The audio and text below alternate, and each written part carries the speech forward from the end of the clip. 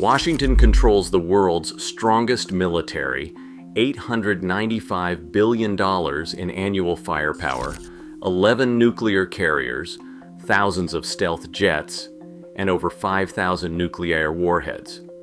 But history isn't on America's side in its standoff with Iran. This showdown began decades before the headlines: secret coups, embassy hostage-taking, war at sea, and targeted assassinations. If conventional force always won, this crisis would be over. So why is Iran, battered and outgunned, still standing? The answer starts 70 years ago, in a place no one thought the world's next war might ignite.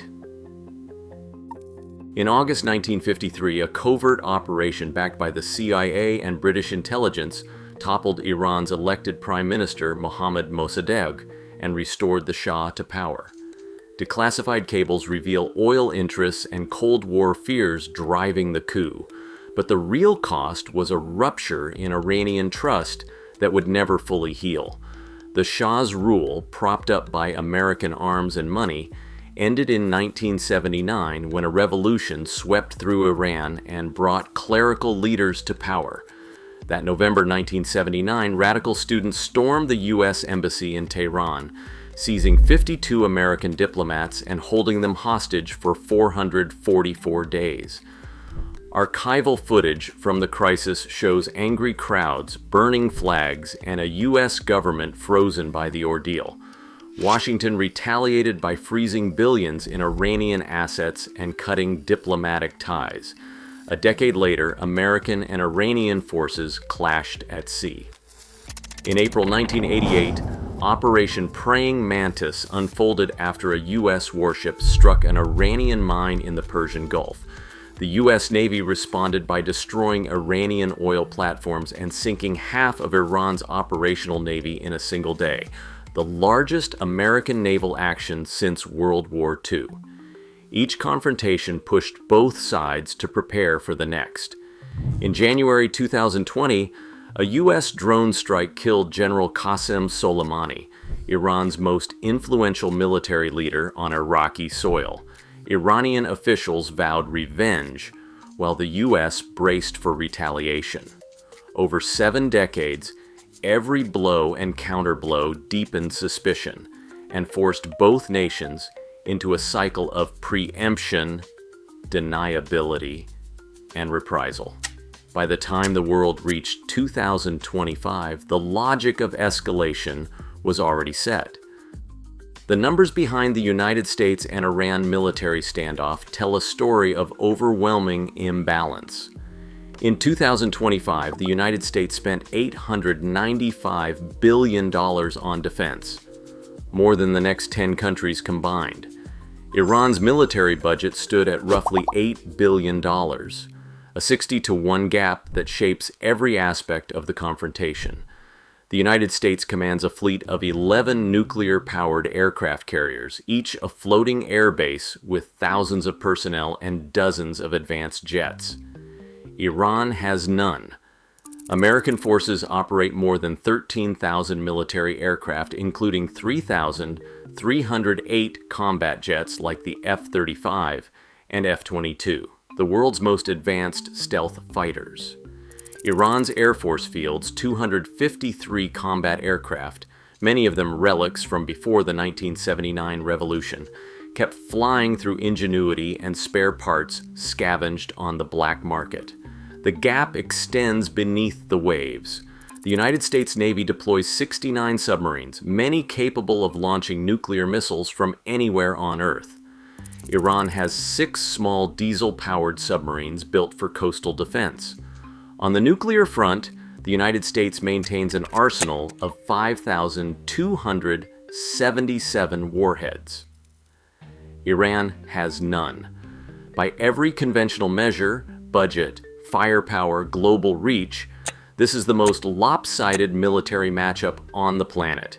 Yet numbers alone do not guarantee a swift or easy victory. Iran has spent decades preparing for a fight it cannot win head-on. Its strategy is built on making any conflict costly, unpredictable, and prolonged. The disparity in hardware and spending sets the stage, but the real danger lies in how Iran plans to fight with what it has. That asymmetric approach is what makes this confrontation so dangerous. At 1:10 a.m. on June 22, 2025, Tomahawk cruise missiles launched from a submerged U.S. submarine in the Persian Gulf, streaking toward the Isfahan nuclear complex and Iranian air defense sites. Minutes later, 7 B-2 Spirit stealth bombers, each flown from Missouri, with 3 mid-air refuelings, crossed into Iranian airspace. Their targets were Fordow and Natanz, two of the world's most heavily fortified nuclear facilities. 6 bombers released 12 GBU, 57 massive ordnance penetrators, 30,000-pound bunker busters at Fordow's mountain-buried ventilation shafts. The 7th split its payload between Natanz's underground halls. 14 bunker busters in total detonated in sequence, each designed to punch through hundreds of feet of rock and reinforced concrete. The operation unfolded with more than 120 supporting aircraft, including tanker planes, drones, and stealth fighters. Cyber teams jammed Iranian sensors.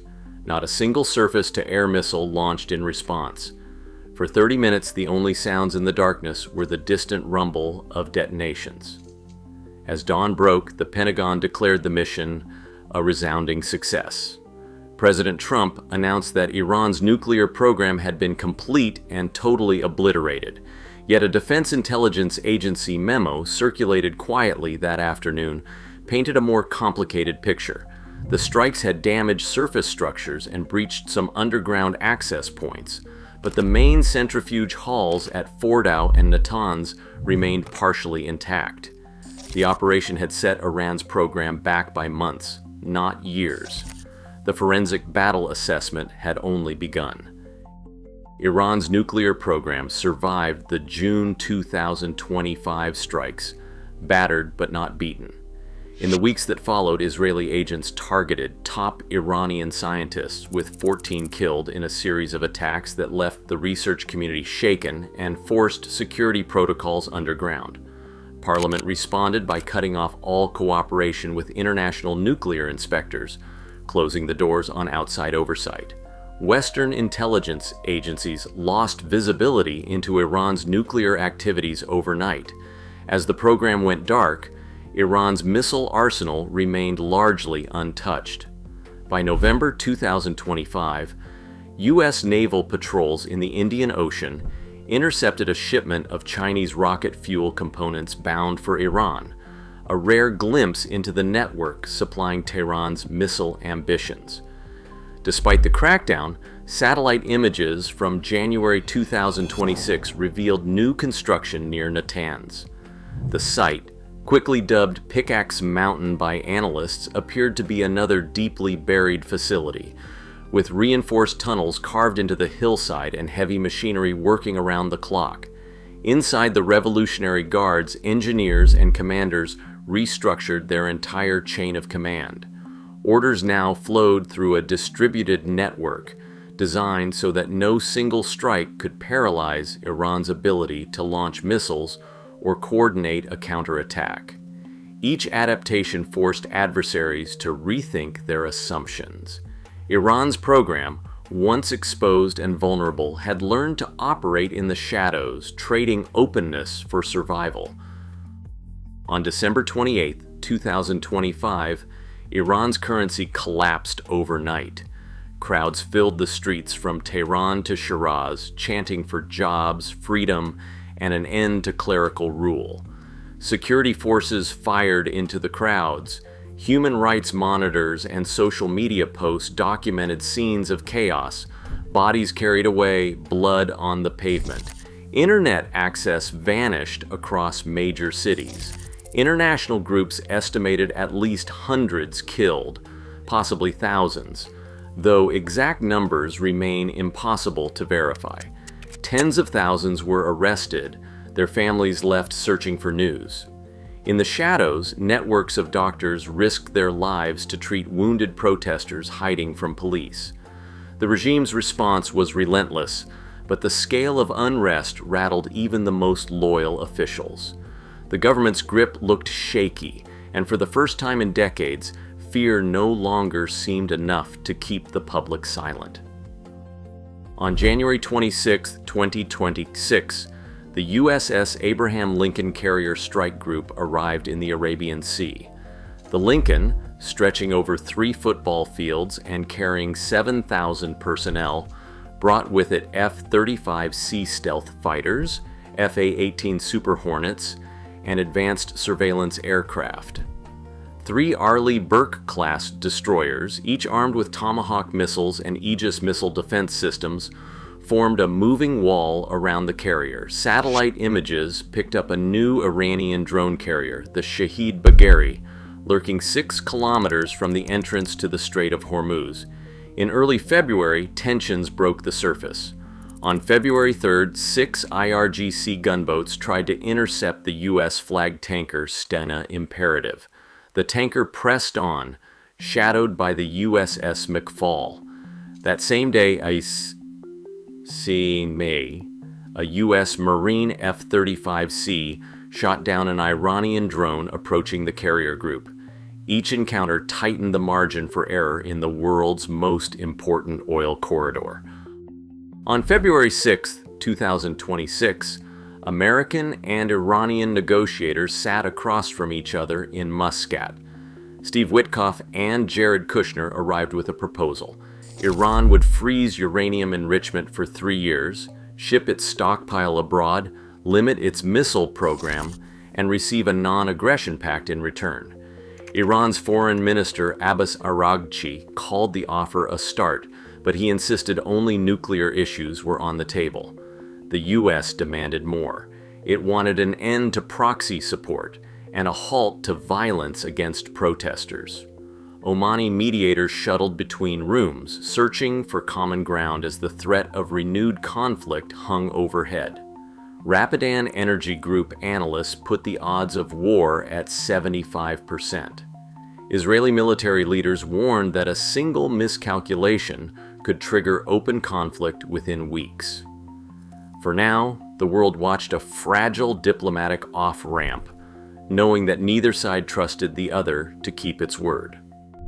Today, a single miscalculation in the Gulf risks igniting a conflict that could disrupt 20% of the world's oil supply overnight. As military might collides with a nation refusing to break, the real power now lies in restraint and in choices made far from any battlefield. What happens next matters to us all.